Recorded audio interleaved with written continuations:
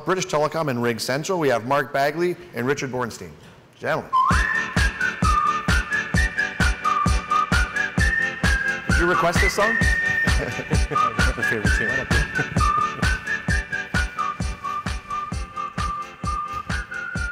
Great. Okay.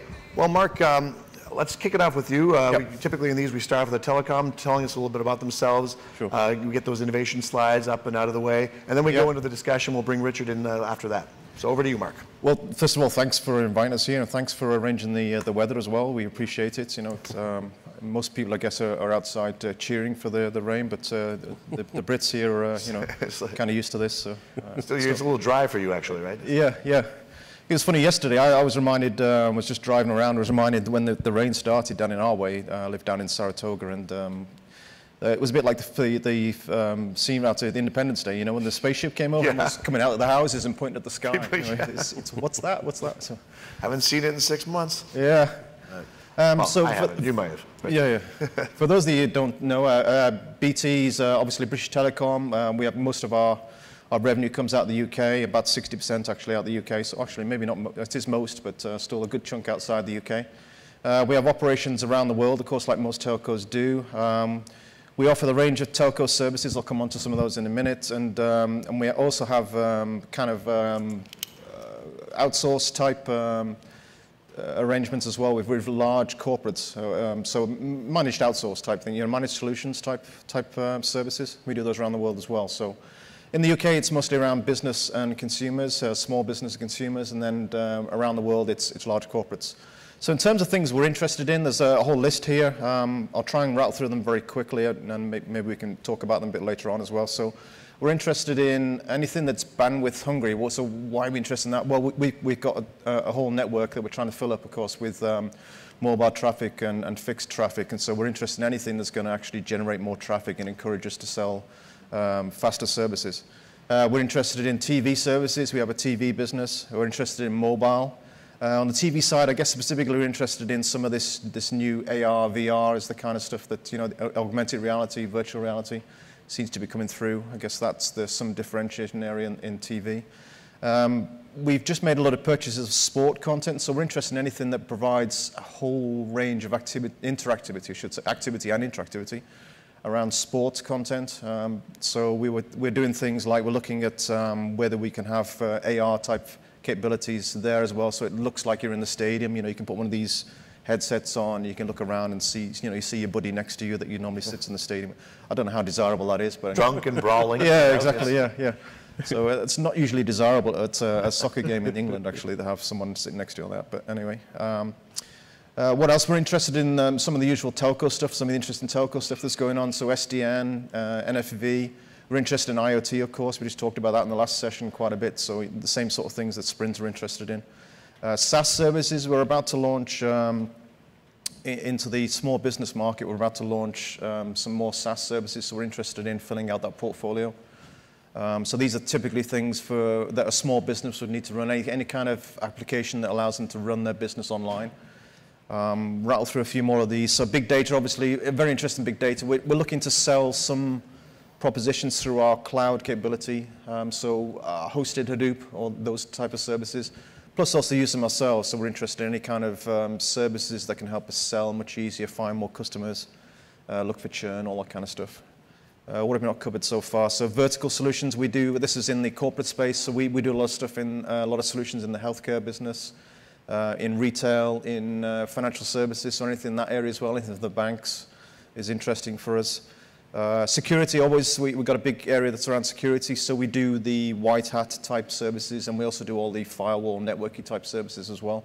White hat meaning we go in and deliberately try and break into someone's network, and then we actually, we're not doing that for their benefit, we're doing it for our benefit, because then we say, aha, you know, we need to sell you some more security services here to stop us breaking into your network. So it's a bit incestuous, but it seems to work. Generally, anything that helps us run some of our systems at lower cost as well, that's very interesting to us. And what's the, customer service, we just talked about that in the sprint session as well. And my colleague who's here, James, was talking about that on the spotlight stage as well. So we're definitely interested in customer service. We're we're pretty low down the order in customer service and want to improve that. So right. That's a rattle through a whole load there. I don't know. Yeah, but before we jump over to Richard on that subject, just to segue right into it, this customer service issue. So why is that customer experience? Why do you think it's surfacing so much? So many telcos now, it seems in the presentations and stuff, talking about customer experience. Is it because of this increased competition from over the top, or is it just that it's time and it's easier to do, the technology is there? Yeah, I think, you touched on it in the last session as well. I'm sure it's been talked about a lot, is that I think just our customers demand a lot more interaction with us and expect to be serviced in a lot more ways, more ways that's convenient to them. I do myself. I mean, when I talk to all the utilities in general, I'm like the previous presenter. I hate to go and actually talk to someone. Yep. So I'd rather have it done on, I guess it's offline, I suppose, in some respects, in the sense it's not in real time. I have to sit in front of a phone. Yep. And I'd rather have a lot of other ways of interacting. This is your single slide, correct, or are there more? Yep. All right, great. So on this, do you think, does RingCentral fit into one of these particular lines? And let's transition over and then introduce Richard. Yeah, I did want to talk about what we see as a good partner, and let's actually switch that slide. There's one here. So for those that are interested in engaging with a telco, I can only really talk about BT, but I've tried to generalize a little bit, and you'll see here that in terms of the 7 attributes to get to partner heaven, I think RingCentral actually tick all the boxes here conveniently. Yeah. So that's why we have RingCentral here up on the stage with us. We've been engaged with RingCentral for a while now. We actually launched in market back in March, if I remember rightly, into the UK market. We've launched, you probably know what RingCentral does, and Richard will tell you a bit more in a second, but they're basically a cloud PBX, a VoIP type service for the business customers, especially focused, been very successful on the small side of things. Anyway, so just in terms of what we see as something that's very interesting for, well, what do we see as a good partner? What attributes? The 7 things I could think of that are key for us. First one is that you've come to us with a solution where you've found a gap in the market, and that's a bit of a duh statement. Of course, you need to find a gap in the market, but it's particularly relevant for telcos because we tend to have services that we've had to expend a lot of money to deploy. And so coming to us with something that's 5%, 10% better is sometimes not going to get any traction because it's a whole lot of money to remove a service. In some respects, we'll talk about that in a minute. Jump in, even if somebody comes with a 10x improvement, that's interesting and really when you want to do it. But if it displaces legacy, the risk factor is almost mitigates a 10x improvement sometimes. And we were going to talk about that a little bit. So that was something that we liked about the RingCentral service actually, and that they came to us with a turnkey solution. So we were able to take the risk out of that completely, and that they'd found a good way to go to market, and they found a good way of selling and servicing that. You think about some of the challenges that folks at BT have, and I think maybe where we matched up really well was you kind of had a traditional infrastructure, and the migration path to the cloud. Yep. Although we think it's really easy, is quite a it's open heart surgery for folks that are heavy metal and know what they know. And so I like to think that what we did is presented a path, and we like to represent ourselves as that migration path to the cloud by showing up with the right tools, with the platform done. Yep. It's not the old drop the technology at the door and good luck, we'll send you a bill. Yep. So you're understanding the complexity, showing them the path to get there. Let's step back though and say, hey, tell me about yourself and your company. Yeah, sure. So for those of you that don't know RingCentral, we're the largest independent player in the unified communications space. We have about 350,000 businesses that we manage. We've been around for about 11 years. We're a public company on the NYSE. Happy to announce that just 2 weeks ago we were announced as the Magic Quadrant leader by Gartner in unified communications. So what we've been doing is just iterating our platform non-stop. As a matter of fact, we have a 10-week release cycle. So a friend of mine gave me this example with his Tesla, how he loves the fact that every software release, the car that he bought gets better as opposed to the old adage, which is you buy the car, you lose 20% the second you drive it off the lot. Yep. So we release code at no expense to our customers every 10 weeks, which means we add functionality and capability. This goes straight to the BT's customers? Yeah, exactly. Right through. Okay, right. Brilliant. Yeah, so you're basically selling a future-proof mentality, which is the promise of the cloud. It's going to keep getting better, and we as companies together work on what we think, and we poll the customer very heavily, they're going to want, what they need in the use case that they expect. Yep. So, we've been working with AT&T here in the U.S. for over 5 years. AT&T resells RingCentral, specifically focused at the SMB and mid-tier, and we've been growing very substantially in the 1,000 plus as well. We also were very lucky to partner with BT, which is, as far as I'm concerned, one of the most interesting brands in the European marketplace and certainly one of the strongest in the UK. And we've done the same with Telus in Canada. So we've kind of picked some of the industry leaders in key markets and have rolled out our services together. Yep, and I tell you, based on what we see, willing to invest in non-U.S. operations. When you do something like a BT or a Telus, you install data centers and cloud infrastructure in Canada. Yeah, much beyond that. Actually, we actually will do full resourcing. So we do sales folks, support folks, implementation folks. I mean, we invest very heavily, and I think it's been part of our success to date. Is that, as I was indicating before, it's not a technology sale. This is a partnership, and it's certainly within it's in our best interest to support and invest in the partnership as much as possible because they're great at what they do, and we're really good at what we do, and together we kind of make it work. So Mark said, like, BT liked the fact you're a turnkey solution, and you're investing in the UK. You're going into data centers there. Did they early on also invest in and say, well, listen, come in, host this in our data centers, makes sense. It's right next to, or did you kind of build your own infrastructure? We were actually, I think, and tell me if you agree, it kind of helped us. We were already in market, so we'd already made a commitment to the UK marketplace, and it's. The ideal situation is that we had the deal, but we didn't have the deal up front. We went in there, we put our money down, we started to operate, we learned about the marketplace, brought our expertise from the US into the UK marketplace, and then we could have a real dialogue with BT about what we saw would be a healthy relationship. Okay, well, so then the question comes up for me is when you said you're an 11-year-old company. So at what stage did you make the choice to start launching out and investing in the UK as a potential market? So it was a strategic initiative that was about 3 years ago where we had decided that, we think there's an enormous amount of growth in the U.S., don't get me wrong, but we started getting tons of requests from the UK and from European markets for our type of technology, and we started to realize that we need to invest early and support that investment for the long term. And part of our goal is, not to be shy about it, is to be the global leader, and in order to do that, you have to lay down the track work, right? Yeah, and so, splitting off on the Sand Hill Road kind of tangent, how did you guys, 3 years ago or at a certain point in time when you decided to do that kind of explosive growth, how did you finance that? So we were fortunate that we had a very successful IPO, which helped us with investment capital for the long term. But even before that, we were generating a lot of cash flow from, it's a monthly recurring business. So we're seeing the growth of that, very low churn. So that gave us the, the ability to look at different markets and make those investments, and far beyond the technology, but in people as well. And the nuances of different markets are substantial. And so we thought it would be great to cut our teeth in learning about the marketplace, then we'd be a lot more valuable to a potential partner. So when you invest in the UK, it wasn't just a matter of building data centers and hosting facilities, it was a matter of hiring the right people and the right UK-based people. Correct. Right. Yeah. So Mark, you talked about how they fill the gap in what you offer, and they're targeting SMB and mid-size. So how was that a gap for BT? You guys historically had worked with only large-size enterprises for PBX, and this was something you hadn't built solutions for? No, I mean, I guess we'd resisted for a while. We toyed with the idea of having a cloud-based service of some kind to go against our traditional PBX appliance type service, and we had dabbled in the market a little bit, and it was just senior guys had the vision that we wanted to definitely get into it, and so we made a big play in.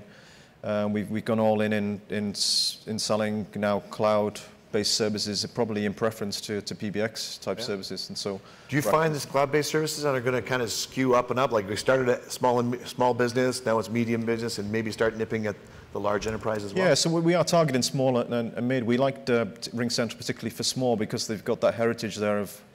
And it's something that's going to stand them in good stead going forward, actually, and something that's a general trend in the whole industry is this automation trend. If they've got a huge amount of automation, so the way that they can service the operations at very low cost was something that was very interesting to us. It's pretty forward thinking on BT's part, I mean, in terms of why they're such a good partner is, they're really good at what they do, but they're a landline-based company traditionally, right? And so in order to develop the expertise in mobile, they didn't want to stumble or learn or build it on their own, which, by the way, a lot of operators still say, we're the best at this, we're going to do.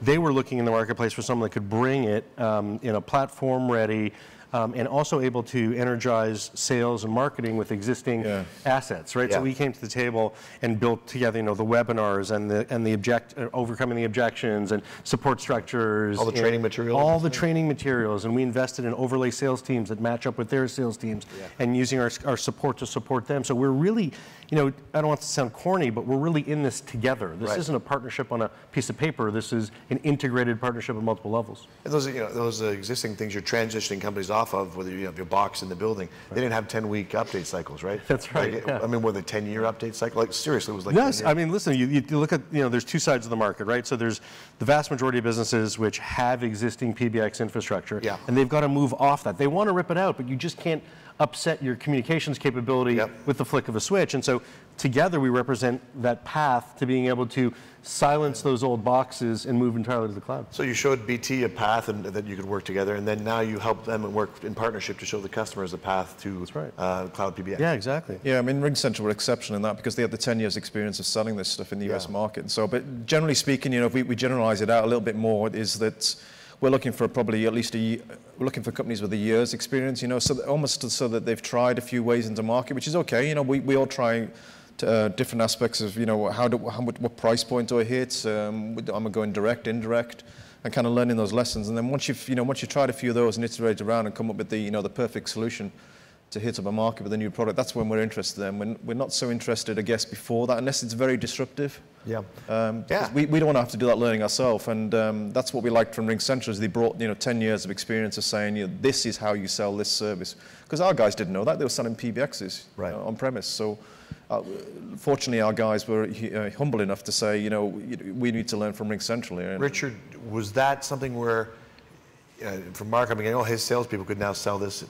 Was it something where you trained the BT salespeople on your product, or were you hired? No, that's what we did. We worked really closely with them. We were face-to-face, flesh-to-flesh. We taught them, what the customers are concerned about, what the normal questions that they ask, what are the objections to overcome, and how to actually position it in a way for success. Those guys, you can train them all day long, but they're not listening if they can't actually sell the product. That's right. And it's got to be able to, you got to be able to show them why it's important to the customer. And then we've been seeing some really great uptake. I mean, we're really excited about the success we've seen in relatively short period of time. Yeah, but we're ahead of schedule, what we wanted to do in the market, so that's good. Positive. So, number 2 bullet on the screen right now is that you want that 1-year traction. Like, obviously, RingCentral is a fair bit more mature than that stage when you engage with them. So, let's flip it over, talk a little bit about other companies you look at in Silicon Valley. So you're looking for at least 1 year of success in the market. So if they've gone direct to consumer or proven themselves somewhere else, you're saying basically that's a huge advantage. Yeah, exactly. And of course, hand in hand to that is one of the later points about point 4 is about ready to expand as well. So are they ready to move to, have we got them too early? They're just really focused on the US market. So we don't want to distract them either, because if you start turning their heads to another market, it can be quite distracting, and they don't want to commit on the existing market. Essentially, like the accusation often comes up that carriers are like lemmings. They all just follow each other. But there's logic and reason behind that, right? And I think that is like kind of bullet number 2. Hey, if you've proven success with AT&T and TELUS, all of the risk is out of the equation for BT to look at this company. Well, not all of it, but a great deal of that risk has been removed from the equation. A lot to be said for that. I mean, if that's definitely a tick in the box for us if that's one of the other carriers has done it. I mean, so. Yeah, it's not so much lemmings. Like, lemmings are jumping off a cliff. There's great risk in that regardless. But the idea here is that AT&T takes a risk with your solution. I know it was AT&T first. So they take a risk, and when that's a proven case, and you said you give them time to kind of prove that and scale that and get their operations up, so much of the risk is now eliminated. You guys have proven scalability, that customers want this, like, importantly, that this goes right through and gets paid for by end customers.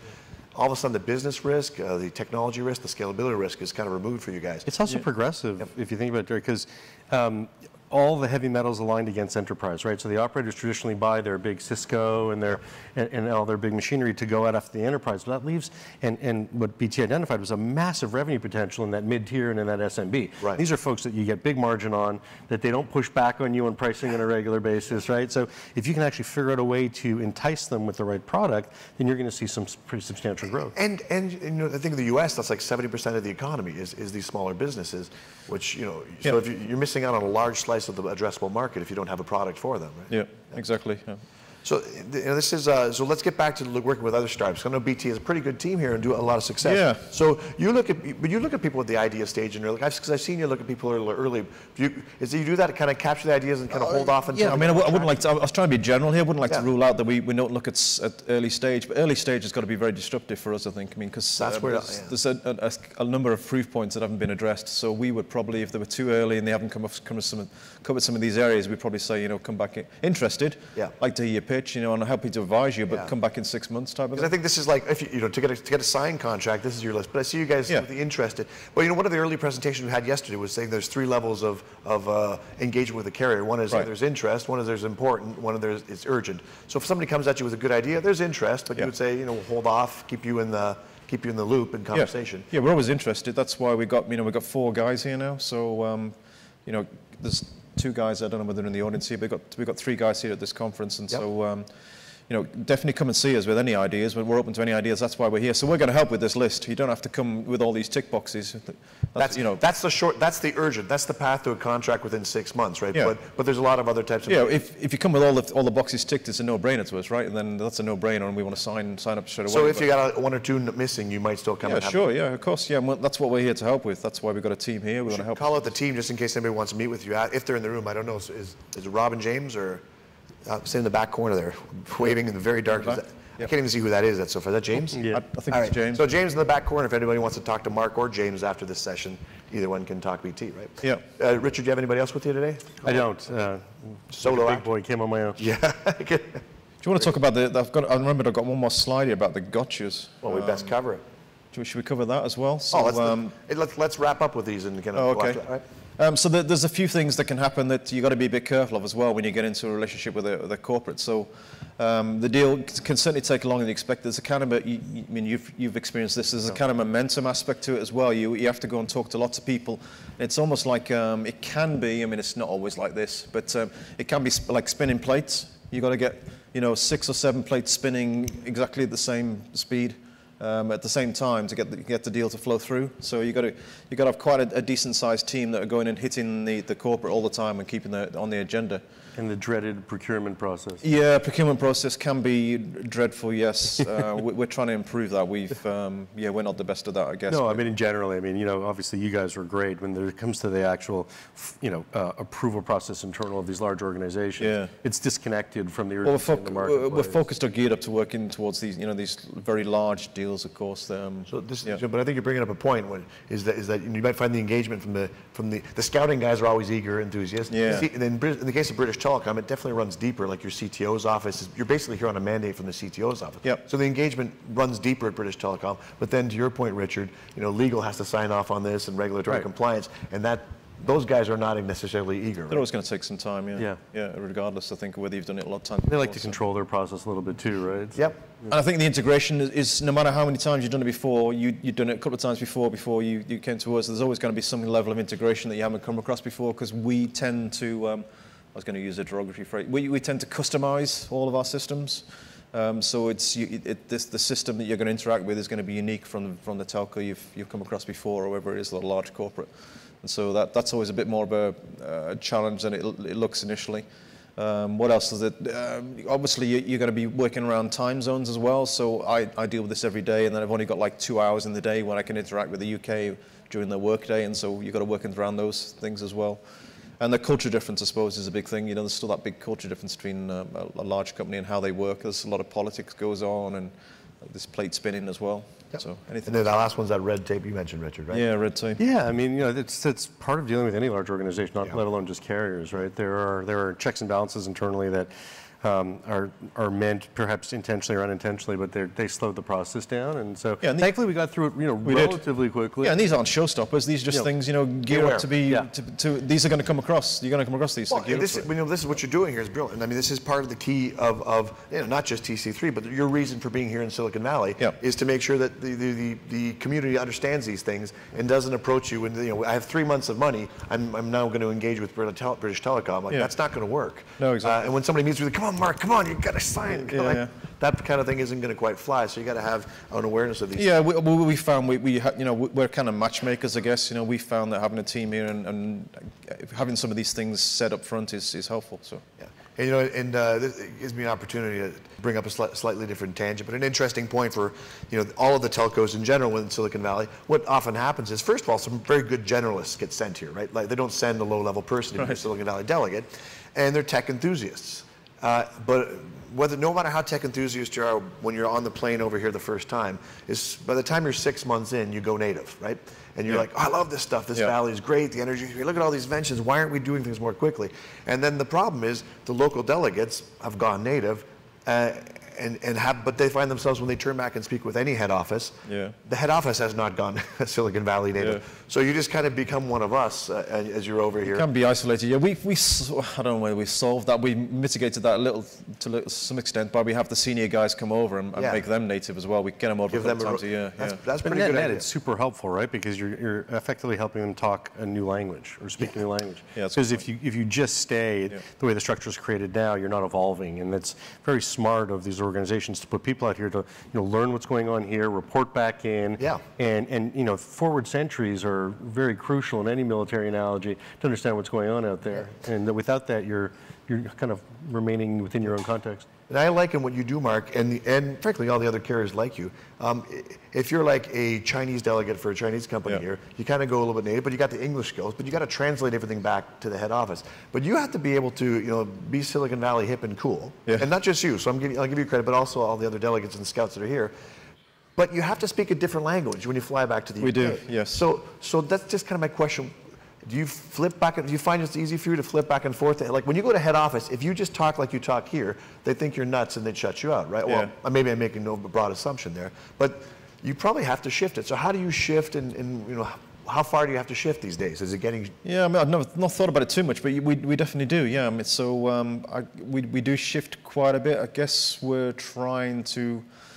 We've set our brand, I guess, our brand back in the rest of the BT is about bringing those, we've built it up over a few years, I mean, it's about bringing those sexy ideas back in, so we get away with quite a bit in terms of coming back and speaking this. So your group has built brand in speaking nonsense, back in the mothership, so, yeah. But it's like, because as you go native, if you, go 100% native, you'll fail. Like you have to be able to be that bicultural person that can, say, well, this is really cool, but be aware of this, and I don't know if your idea is going to fly. Yeah. You can't show up in flip-flops, basically.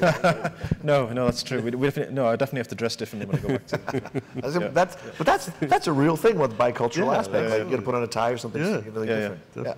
No, that's a good point. Yeah, and we kind of do that. We always another way we do that is we help the senior guys embrace that. When we have them out here, we always show them a couple of companies that are a bit sort of way out there, and we set them up as these are way out there. And actually, what happens is that they'll come back the next year, and we'll find that those companies that were way out there are actually quite mainstream. Actually, when they come back, so you retain credit, and that's the bicultural thing. You retain credibility by framing it as way out there. But you have this the negotiating concept of anchoring. Like you put those way out of their ideas in front of them, and they think something halfway there is therefore rational. And as a conclusion, I mean, had BT not challenged their own existing status quo, we wouldn't be having this conversation here today. Very good. Right? So they came in, found us in the U.S. marketplace, worked together, and said this is something we think could be valuable and we'll be differentiating. And that's kind of the underlying theme behind having these guys out here. So Richard, I'm going to give you the last word in my question, because I think I know what's. I think a lot of us know what's in the future for BT. Some of us may or may not. But what's in the future for you guys at RingCentral? So we're expanding pretty aggressively internationally. So that's part of it. So UK's first. So look for us to do more in Western Europe, and then I'm early in the process, but I think Asia-Pac and LATAM will follow beyond that. But that doesn't mean at the expense of what we already have. We feel like the marketplace is really, really early, even here in the U.S. and Canada and the UK. And if you think about, the analysts quote $75 billion annual business, right? You've got there's two large constituent bases of those with PBX and those without it, and a lot of companies don't have it. There's an enormous amount of education that we need to do to explain to people why it's valuable and how they get there. And you just look at the examples of the Salesforces of the world and how they've rocketed to success. If we can emulate any form of that by just extending our value proposition in multiple markets, I think we'll continue our growth path pretty aggressively. We've been growing just under 40% on an annual basis, and like to continue that. 40% over how many years? Year over year. It's been for 11 years or for? Oh no, just since last since the IPO. Yes, since the IPO, exactly. Very good. All right. Well, congratulations. Keep it up. All right. Thank you, gentlemen. All right. Cheers.